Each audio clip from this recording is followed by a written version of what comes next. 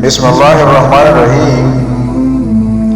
حضرت انس رضی اللہ تعالی عنہ نے بیان کی ہے کہ جنگ بدر میں ہمارے ساتھ ایک کم عمر نوجوان جس کا نام حضرت حارثہ بن سراقہ انصاری رضی اللہ تعالی عنہ تھا،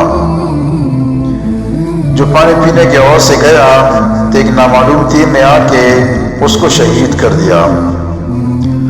پھر اس کے بعد اس کی والدہ آپ صلی اللہ علیہ وآلہ وسلم کی خدمت میں حاضر ہوئی اور عرض کی، اے اللہ کے رسول،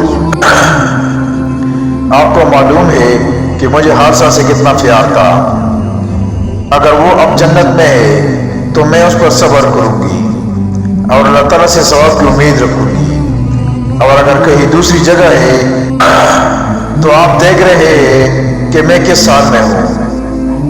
اس پر آپ صلی اللہ علیہ وآلہ وسلم نے فرمایا، خدا تم پر رحم کرے، کیا دیوانی ہو رہی ہو؟ کیا وہاں کوئی ایک جنت ہے؟